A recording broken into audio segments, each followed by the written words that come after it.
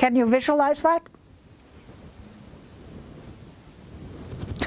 So, the distortions which have been closed by evil thoughts or actions are kind of like given a little bit of air. And when there is a little bit of air, more energy can start flowing through. And it's very, if you have a dam and you put twigs and everything in the middle, you break the dam up, right? The flow of water cannot flow. Same thing with energy, cannot flow. When these thoughts are so intertwined, the energy cannot flow. And so the confessional the idea was to open those channels. And that was available if the person was really thinking about it. And even if the mind was not there, it was opening the channel and releasing some of the distortions so that clearer thinking can come in. Okay. Then comes incense in the church. Now, incense is meant for purification. And now that the channels are open a little bit, the sense of smell, if it's the right incense and so forth, it brings thoughts and feelings. And they have specifically designed incense that is supposed to invoke devotion. And so when you smell that, then you have the devotion is coming out. And so when the devotion, not only in the priest, because the priest also needs to start bringing all this forward, and the congregation together, and you bring all of these forces together, then the altar is going to be the center of tremendous radiation of force.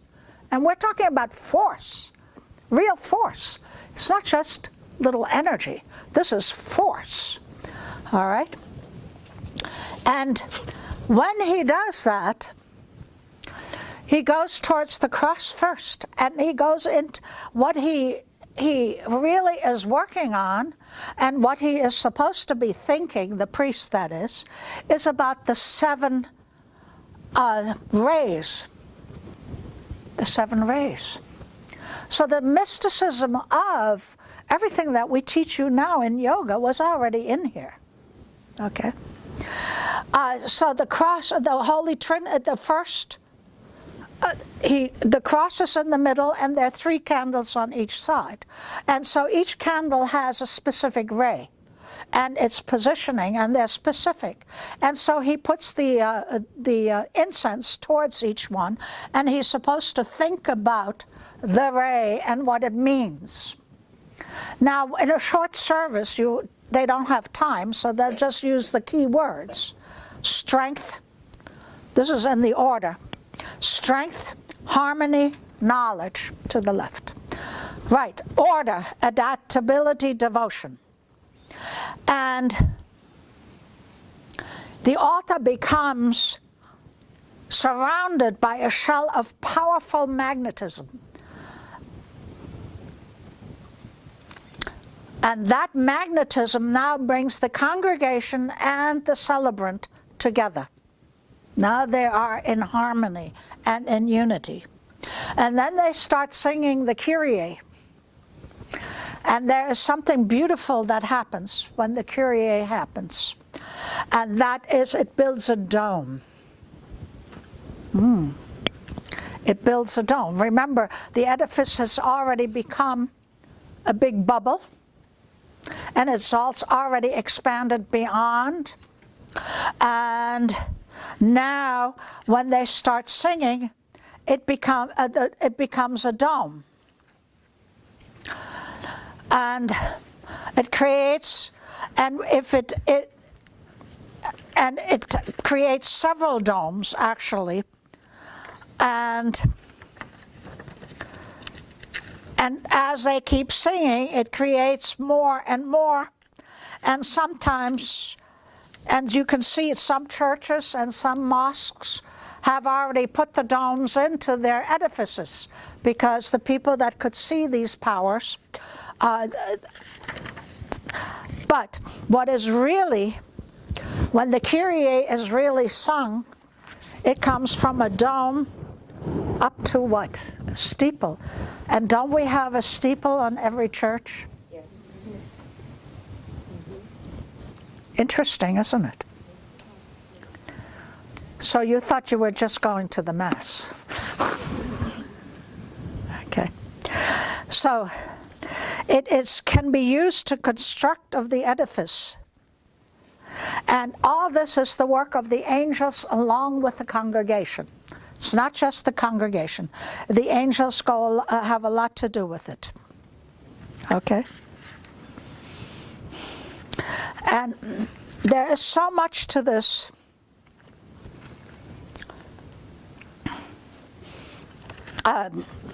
Understanding. I mean, look at the size of the book. And that's all on the Mass. Okay? And read you this.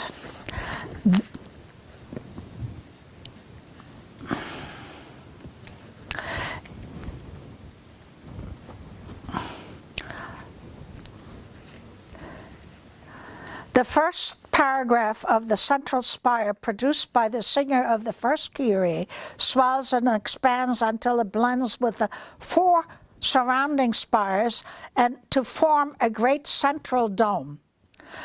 This dome is low in proportion to its diameter and not yet exactly circular at the base, as it's still at the stage that begins it. In other words, its beginning. The form at this stage is curiously suggested by the mosque in Cairo.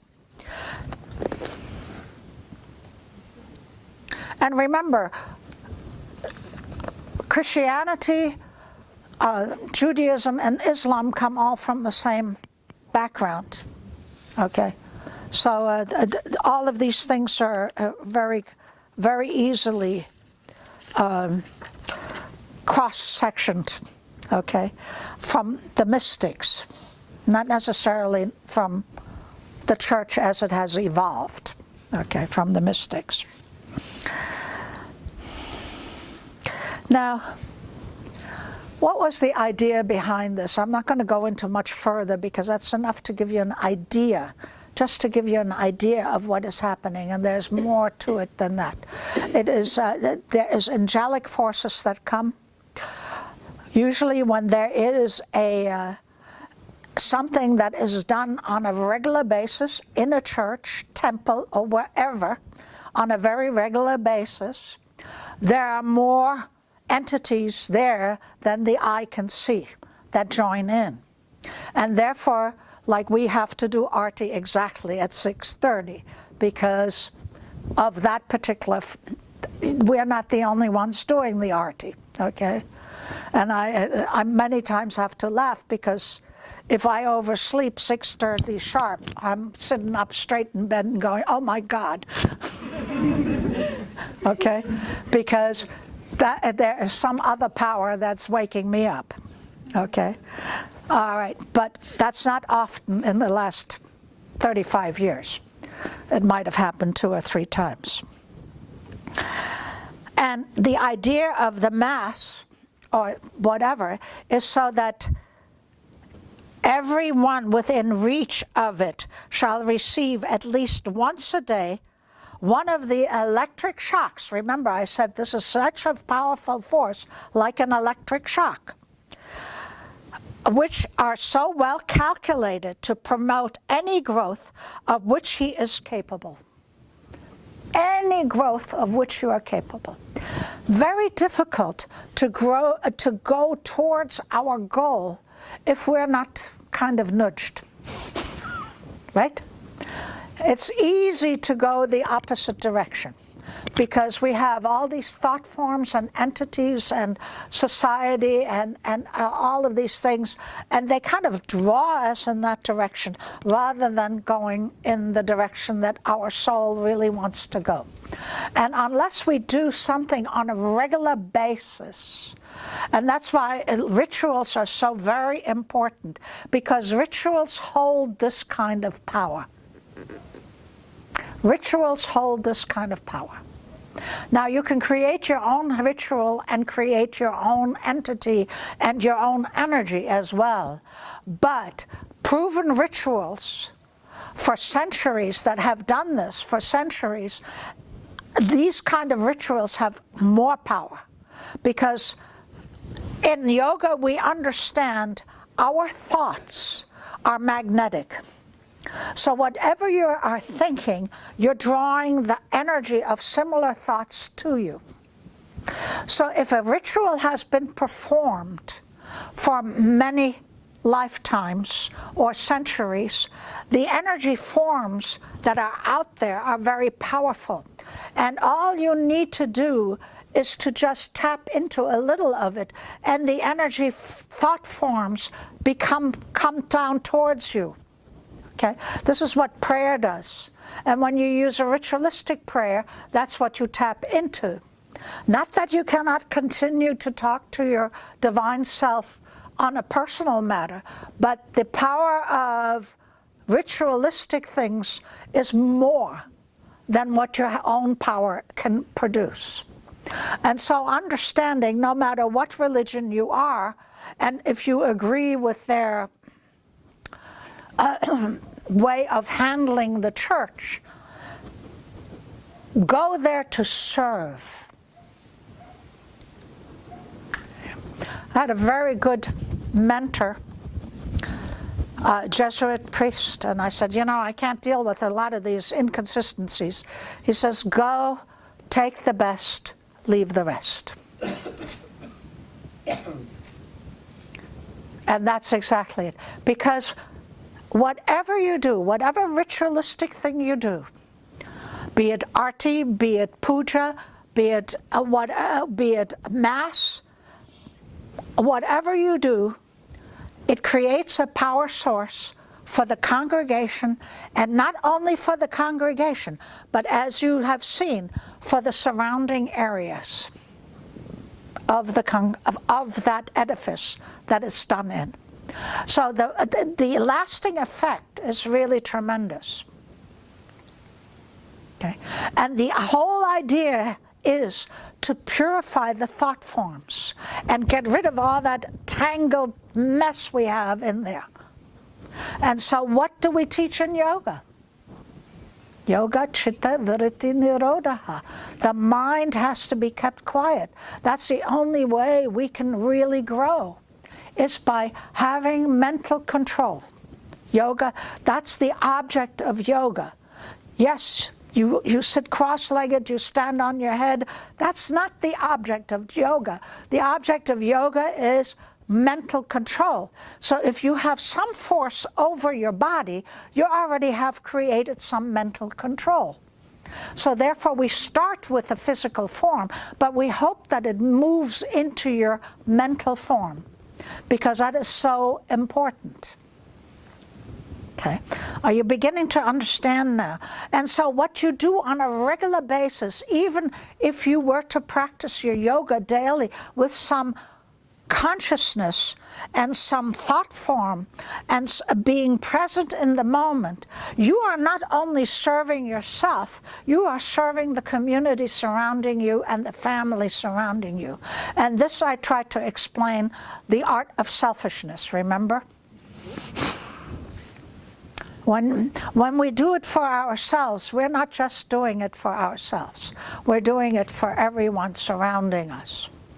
And the changes do happen. And it is a very important thing. And so at the end of the Gloria, when they're singing the Gloria of the daily Mass, everyone within that shell, no matter conscious or unconscious, doesn't matter. It is an outpouring of energy to promote growth. It will tap into them to promote growth, because it's already in there. We have this energy. It's like priming. It's, you know, like when you want to take gas out of your gas tank, you got to prime it because it's all down there. And you can't turn it upside down to bring it out. These are things to prime that energy out of us. It is within us. The divine is within us. We are the Father, the Son, and the Holy Spirit. We have the three. It's within us, but it's got to be primed out because we have built this covering. We have built a dam. So we're great beavers. Okay? Well, we want to unbeaver you. We need to open it up so that it can flow naturally. Because once the dam is opened, it begins to flow. Once the heart is open and it starts flowing through us, it opens up those channels little by little. Understand? And so these Christian mystics understood all this. Is it taught to the congregation? No. Was it taught in the early years, in the Essene years? Absolutely. Okay? But the church has taken many reforms. But they did maintain the Mass until recently, when they took out all the Latin from the sacraments. And so the language must stay in its purest form. So we have Sanskrit, which is a sacred language. We have Latin, which is a sacred language, and Hebrew, which is a sacred language. And there are a couple more, which I don't know. But they should stay within the sacred languages. Because once you bring it into the vernacular of the spoken language, it has too many thought forms attached to it. Okay? Now the church underwent this thing where it tried to bring the congregation in more and started using more English. And that was fine, but they maintained the sacraments in Latin. And that was fine, that was good, because the congregation needs to be more involved with their thought forms. But even then, anytime you speak to a Catholic, when they go to High Mass, which is only done in Latin, they feel the most. They love it the most. They care for it the most. The High Mass, they call it the High Mass. But at that time, you have more forces coming in because you have cardinals in there bringing forces from both sides. So they're being assisted, the angels and the cardinals and everybody bringing more force into the field. And so when a priest gets ordained, he is given, and that's what an ordination will do, he's given that power to give out the force. That's what Shaktipat is about. That's why I wanted you to wait till I answered that. Okay? The ordination gives the Shaktipat. Is it like when the rabbi cuts the holly and he says a prayer and then he gives food out? Yes. He gives the bread. Yes. Shaktipat. The bread is full of force. The bread is full of force. It's the same thing with the host. The whole thing becomes full of force. The divine force is within that. We have the same thing. We call it prasad. It's offered to the deity and then given to the congregation. It's the same thing. So that that force can also come into your physical vessel. Because remember, cells are also living beings. Okay? They're living beings, and they want to go that direction as well. Don't think that you are just you got cities within you. You got the whole heart center with cells. You got this heart city. Then you got all sorts of cities. They all want to, everybody, every entity, every cell on this planet wants to move in a progression. Not in a regression. Okay? So what we call evil is a regression only. It's away from the source. What we call, every single one of us, if we are moving towards the source, we will feel okay. If we are moving away from the source, we will feel there is a lack, there is something not missing, so then we gather more money, we gather more pleasures. These are all things. This is why knowledge is the power.